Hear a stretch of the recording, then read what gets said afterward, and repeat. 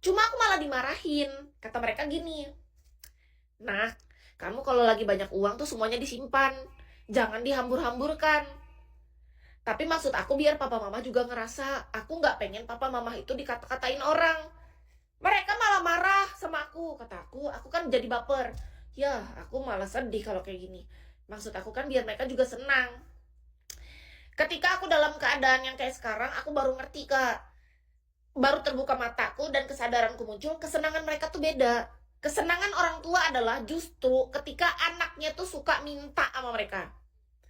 Karena bapak mamaku pernah bilang bahwa orang tua itu sampai kapanpun tanggung jawab ke anak nggak akan lepas biar anaknya mau sudah menikah ataupun pergi untuk selamanya. Itu omongan dari bapakku. Bapakku pernah berbicara, Kak. Namanya anak, kamu sih belum pernah punya anak, makanya kamu belum paham. Papa ngerti, kata papaku, karena aku nggak punya anak kan. Papaku tuh ngomong, orang tua kalau udah punya anak itu, dia tuh cukup melihat anaknya bahagia, udah cukup, nggak perlu bawa ke orang tua. Terus aku bilang, teman-teman sama keluarga papa tuh menghina papa mama. Papa mama emang terima kalau papa mama tuh dihina udah biasa. Kata mereka. Kan mereka suka memang sering direndahkan, dibilang orang miskin, dibilang orang susah, bajunya beda sama anaknya. Anaknya ini seolah-olah kayak anak durhaka karena pakai baju bermerek, sedangkan mereka enggak. Padahal aku beliin mereka, tapi mereka nggak pakai aja, Kak. Aku beliin jam tangan, aku beliin perhiasan, aku beliin baju ketika aku memang ada duit aku tuh loh. Tapi emang mereka nggak suka aja. Kata mereka tuh malu.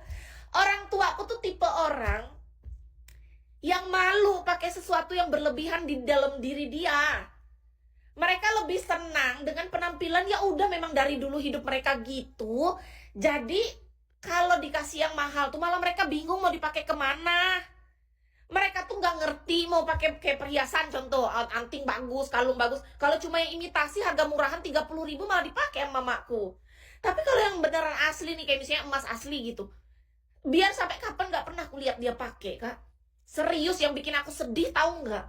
Aku belikan dia dalam, kan aku target Bigo pertama kali aku belikan orang tua aku emas karena bagiku itu uang Bigo hasil aku loh. Aku pengen orang tua aku tuh bangga gitu punya anak kayak aku. Tapi nggak pernah dipakai sedikit pun. Dalam hatiku nih kenapa malah nggak dipakai? Nggak nggak pernah dipakai, Kak.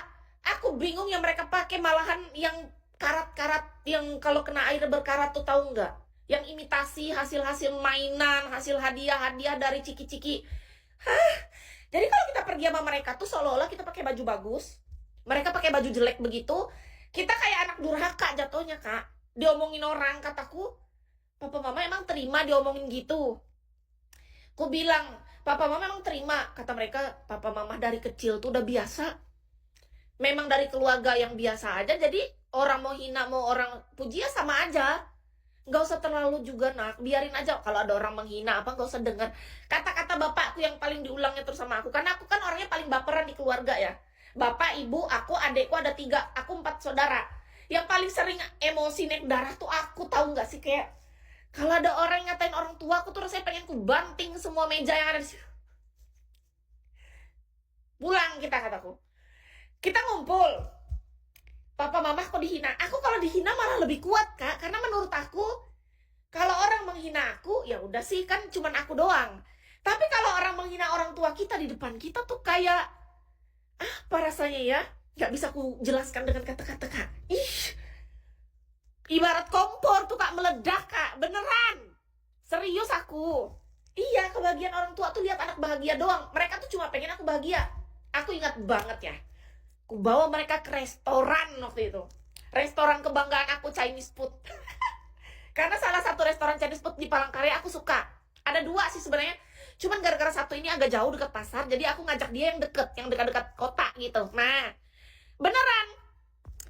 Aku omongin, biarin, pokoknya ini fakta tentang bapak ibuku. Orang-orang keluarga sama teman dia, nggak semua orang. Ada beberapa yang suka ngomongin, padahal niat orang tuh bukan ngatain sebenarnya, mungkin cuma berkata jujur. Ada orang tuh kayak ngomong tuh bukan niatnya menjatuhkan, cuman omongan orang tuh kadang aku yang salah juga karena aku terlalu baper. Aku tuh nggak bisa terima telinga aku loh ketika dibilang anaknya kok cantik. Anaknya kok pakai baju bagus, sepatu bagus. Kenapa bapak ibunya bajunya kayak nggak terurus? Coba pikir, anak mana yang kuat digituin, Kak? Cobalah dulu, kakak nanti kakak punya anak yang sedewasa aku, pasti akan kakak menemukan anak yang kayak aku, Kak. Anak itu ketika dia masih labil kayak aku pada masa dulu, 10 tahun yang lalu ya. Kalau aku yang sekarang enggak, aku yang sekarang mau orang hina apa juga aku biasa. Aku 10 tahun yang lalu, Kak, kalau dihina kayak gitu, Kak, rasanya tuh pengen ku tonjok. Ini seriusan, aku pengen nonjok orang-orang yang bilang bahwa kok orang tuanya nggak terurus. Itu sedih, Kak. Karena bagiku tuh sebenarnya kita tuh nggak kayak gitu. Aku tuh pengen ngebela orang tua aku biar orang tua aku nggak dikatain orang lusuh, orang apa gitu maksud aku. Cuman orang tua aku bilang sama aku gini, nggak apa-apa nak, hidup itu memang gitu. Mau kita sebaik apapun, pasti ada omongan jelek dari orang, itu sudah biasa. Kita harus belajar menerima. Hidup kita tuh bukan untuk dipuji ataupun ya terserah orang mau hina juga nggak apa-apa. Karena papa mama ini kalau dalam hidup dihina tuh udah biasa. Kata mereka, kita juga hidup bukan untuk pujian. Kata mereka, makanya dibilang kayak gini, pesan papa untuk kamu. Nggak usah dengerin apa kata orang. Papa mama yakin kamu tuh anak yang berhasil. Sebenarnya sejak hari ini pun di mata papa mama kamu berhasil. Walaupun menurut orang lain enggak. Kalau di mata orang lain kamu nggak bagus ya nggak apa-apa. Tapi di mata papa mama kamu tuh bagus. Menurut orang tuaku. Iya. Dan itu tuh bikin aku tuh merasa tersentuh, kata aku. Sejak saat itu, Kak. Itu tahun berapa ya? 2 atau 3 tahun yang lalu waktu aku mau merantau ke Bali. Itu baru bapakku ngomong gitu, dulu nggak pernah. Pas aku mau merantau ke Bali, bapakku ngomong itu. Aku ingat banget. Nah, habis itu makanya itu aku belajar kan untuk lebih mandiri dan lebih kuat tuh. Gara-gara kata-kata bapakku itu bilang, jangan dengerin kata orang. Makanya pas waktu di Bali, aku ingat bos aku